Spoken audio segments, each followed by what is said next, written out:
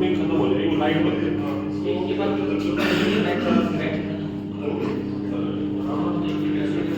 NGO RWA के पदाधिकारियों का अपनी एसोसिएशन की तरफ से स्वागत करता हूँ। आज की जो मीटिंग है ये विचार विमर्श के लिए बुलाई गई है और हमें आगे कैसे ले जाना है एसोसिएशन को, इसके बारे में विस्तार से अध्यक्ष महोदय बताएंगे। और अभी हम सभी लोग नए हैं आपस में, तो इंट्रोडक्शन के लिए सभी अपने अपने बारे में अगर एक बार बताएं तो बेहतर रहेगा। उसके लिए श्री एडवोकेट सत्येंद्र दुग्गल जी कोऑर्डिनेट करेंगे और एक एक करके एक बार अपना इंट्रोडक्शन सभी हम लोग आपस में करेंगे।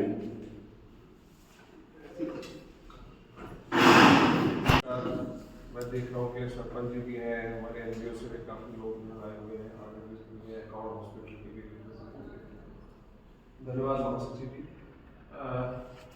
पहले मैं हमारी जो ऑफिस बेरर उनका इंट्रोडक्शन करा। हमारे जो ऑफिस बेरर्स हैं वो अलहदा अलग अलग रेजिडेंशियल एसोसिएशंस की, कॉलोनीज के लोग हैं। 2-3 नुमाइंदे नहीं पहुँच पाए, अपना उनका कोई व्यक्तिगत इशू है क्योंकि कोई अपने गाँव से ले गए। हमारे प्रधान है श्री OP शर्मा जी।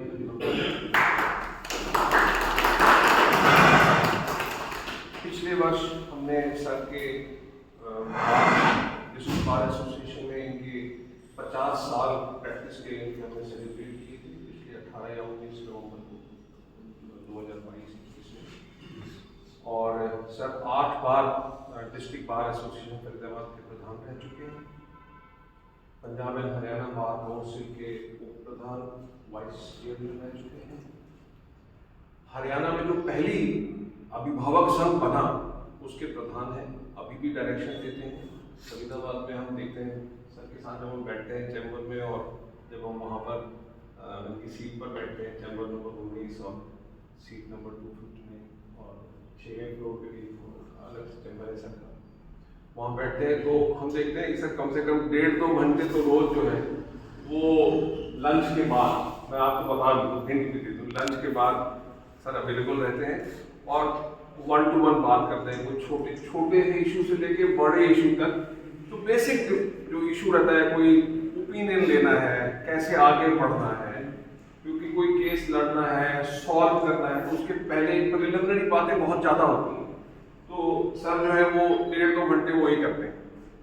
तो कई बार तो इनके जो सन है वो या हम लोग भी सर से मजाक करते हैं, सर कोई फीस ले रहे हो कि ऐसे ही मना, बोले नहीं ये 1.5-2 घंटे तो मेरे बिल्कुल डिवोटेड है। At this age of my life मैं चाहता हूँ कि 1.5-2 घंटे में लोगों को डायरेक्शन दे सकूँ, एक दिशा दे सकूँ। उसके बाद वो किसी भी वकील के पास है, क्योंकि वकील का तो काम ये होता है कि अपने क्लाइंट को या एक पीड़ित व्यक्ति को एक दिशा निर्देशन कर सके। आइए वकील समझ कि जैसे है तो एक दिशा निर्देशन दे सके, वो काम ये करते हैं। Because he time and again says that I want a lot of wealth and lot of name and fame. You know, it is time for me, and he has been doing it for quite some time now. कि भी मैं time दूँ लोगों को, उस समय पारिवारिक issue से लेके समाज के इश्यूज तक वो पॉइंट में आइए। तो वैसे काफ़ी बहुत बोल सकता हूँ, और बार एसोसिएशन में आप चले जाएं, इनका अच्छा खासा बहुत ज़्यादा नाम है। और हम कई बार गुट की बात करते हैं, मैं देखता हूँ कि डाइवर्स ग्रुप से लोग सर के पास आके बैठ के प्रोफेशनल एडवाइस देते हैं। फिर हमारे प्रोग्राम के माध्यम से जी सर प्रोग्राम और मेरी ड्यूटी है, आई मस्ट, बिकॉज हमारे साथ जो लोग जुड़ रहे हैं या जुड़ेंगे उनको ये पता होना चाहिए कि दिशा निर्देशन के लिए जो प्रिलिमिनरी टीम बनाई गई, एक प्रिलिमिनरी टीम है, वो क्या दिशा निर्देशन करेगी और कैसे लोग हैं जिनके पास हम जा सकते। हमारे senior vice president KP Uniyal साहब हैं, वो उत्तराखंड चले गए, कुछ उनका इशू है, भट्ट साहब उसी सोसाइटी से रहते हैं। उन्होंने नेशनल कंज्यूमर फेडरेशन फोरम में करीब 1.5 करोड़ रुपए का खुद अपने खर्चे से उन्होंने केस कर रखा है, क्योंकि बिल्डर ने कुछ चीजें उनको हैंड ओवर दी थी। हमारे राइट पर सर 50 करोड़, क्योंकि वो उनके दायरे में आता है। भट्ट साहब उसी सोसाइटी से हैं, सेक्टर 7। फिर हमारे उप प्रधान है एडवोकेट कृपाराम जी हैं, कई सोसाइटीज के पैनल पर हैं, MCF, HSBP, DHBDN और इस तरह से जो मुख्तलिफ डिपार्टमेंट हैं उनके पैनल पर हैं। और काफ़ी ये भी ग्रेटर फरीदाबाद में है सेक्टर 70। फिर हमारे जो महासचिव जी हैं अपने विकास मंत्री, ये फीमेल और हाइट्स सेक्टर 88 में प्रधान है इस वक्त और चुनकर आए हुए प्रतिनिधि हैं। तो आप देखेंगे हमने मुख्तलिफ जगह से लोगों को लेने की कोशिश की कि सोसाइटी अभी हैंड ओवर हो रही है, तो ये SOP बना रहे हैं किस तरीके से बिल्डर से हैंड ओवर लेना है, कहाँ डिस्कशन करना है। तो कई बार हम लोग abruptly hand over take over कर लेते हैं या जोश में टेक ओवर कर लेते हैं या खुंदक में टेक ओवर कर लेते हैं। बिल्डर तो चाहता ही है ये कि उकसाओ और टेक ओवर करवा दो, आधी चीजें होंगी आधी चीजें नहीं होंगी। तो इस प्रिपेयरिंग SOP वो सबके शायद काम में नहीं। हमारे जो जॉइंट सेक्रेटरी हैं, एडिशनल सेक्रेटरी हैं श्री नदवीर यादव जी, KLK से हैं, वो भी आज आ नहीं पाए। वैसे मिर्जापुर के रहने वाले हैं गाँव के और जसवंतदीप शायद जानते हैं कुछ तरीके से। और उसके बाद में हमारे अरुण भारती जी हैं और he is a young man, very energetic, very dynamic. अब आप इसको क्रेडिट कह लें या जो भी कह लें, इनको मतलब इनसे प्रशासन को इतने ऐसा खतरा होगा कि इनको नजरबंद करना पड़ा। जब मुख्यमंत्री जी यहाँ आए थे, कौन से साल था वो, ये जब गाँव में आए थे, इनको घर में नजर मत किया गया। इनकी फोटोज अवेलेबल है। तो not that we are against the administration, we need that justice needs to be delivered in a peaceful manner. Then हमारे ट्रेजरर हैं पारस भारद्वाज, हमारे खजान जी ना सिर्फ पैसे के मामले में बट इंटेलेक्चुअल वैल्यू में, ही इज ए ग्रेट एक्टिविस्ट। कई लोग कहते हैं आप प्रशासन से लड़ रहे हो, उसको दे रहे हो, पर्पस किसी को हार्म करना नहीं है। पर्पस यह है लोगों को इकट्ठा करके जायज इशू को जायज प्लेटफॉर्म तक ले जाना। उसके लिए कई बार धरना करना पड़े, कई बार प्रदर्शन करना पड़े, पर भाषा सब है, सभी नेता किसी अक्रॉस द पार्टी लाइन सब माननीय है और एक सभ्य भाषा का प्रयोग होना चाहिए। वो ये करते हैं, कविता भी बहुत अच्छी कर लेते हैं और हम लोगों को गाइड करते रहते हैं। तो ये खजांची ना सिर्फ पैसे के मामले में है बल्कि इंटेलेक्चुअल एसेट्स के मामले में। फिर हमारे 3 एग्जीक्यूटिव मेंबर्स, एक तो टिंकू सिलानी जी हैं और वो आज वो भी शायद किसी कारणवश शादी में बात कर रहे थे, कुछ कमिटमेंट होगा, बिजनेस कमिटमेंट है। और फिर हमारे साथ में एग्जीक्यूटिव भट्ट साहब है, भट्ट साहब है, ये सेक्टर 76 में ही रहते हैं और he is a financial advisor. और हम लोग को किसी सोसाइटी को पैन कार्ड लेना है, किसी को कोई और रिटर्न वगैरह फाइल करना है, तो ही renders his services. So you see we have tried to get diverse people from different spaces. Then मैं हूँ सत्येंद्र दुग्गल, एडवोकेट, पूर्व सैनिकों के कमांडर और हमारा मिलिट्री एंड पैरामिलिट्री फोर्सेस का ट्रस्ट है। तो ये तो एक इंट्रोडक्शन हो गया। I am sorry I have taken little longer but all this was required because you should know that who is who. और ये बड़ा शॉर्ट कट डिस्क्रिप्शन है। और हम लोगों के मन में एक बात बहुत इम्पोर्टेंट है कि हम सब ने जो नया फरीदाबाद बन रहा है, ग्रेटर फरीदाबाद जिसको नाम दिया गया है, उसकी जो डेवलपमेंट हो रही है सिस्टमैटिक वे में हो और फास्ट पेस्ड।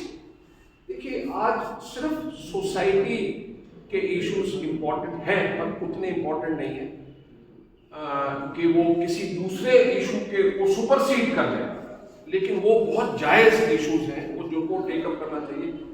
सोसाइटी टेकअप करती है इशू, RW बदल जाती है, प्रायोरिटीज बदल जाती हैं, या तो खुंदक में या कि तूने टेकअप किया था तो मैं टेकअप नहीं करूंगा।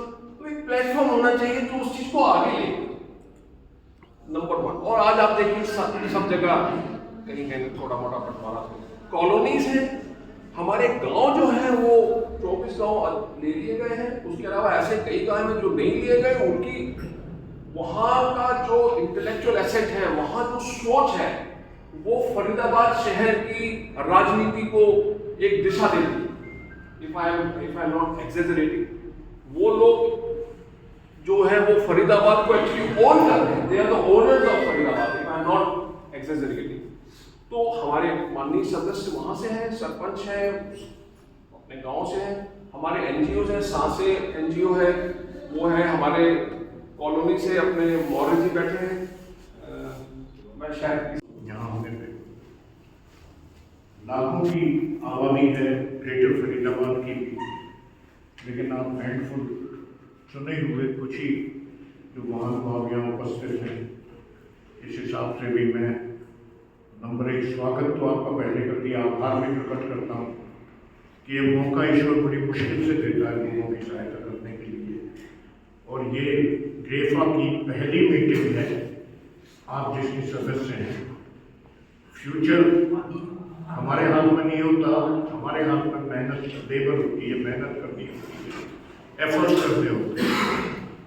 तो हमारे जो हमेशा जहाँ पहले रहे हैं वहाँ एफर्ट्स इसकी सबके होते रहे हैं, तो रिजल्ट तो वो उसका आता ही आता है।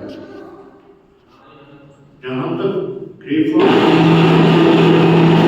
है जो बाकायदा रजिस्ट्रार सोसाइटीज के साथ रजिस्टर्ड है, और जितने नियम कानून रजिस्ट्रेशन के होते हैं, लायबिलिटी और जो फैसिलिटीज हैं वो भी, जो क्रीडेंस मिलती है वो भी, सारी चीजें साथ में छोटी इकट्ठी चलती है।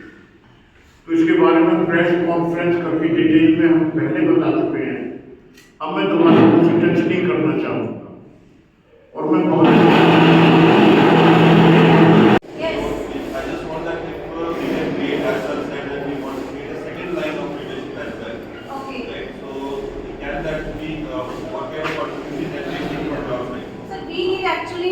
help on your part for two people, because we have tried many times but result is zero, and if you want the help from my side, we all always ready for this. इस बार result आएगा नहीं, साथ में करेंगे तो result guarantee result आएगा। बहुत सारे हम लोग भी we came for betterment of our आज society. मोदी जी गारंटी दे रहे हैं, हम भी गारंटी दे रहे हैं। It's okay sir.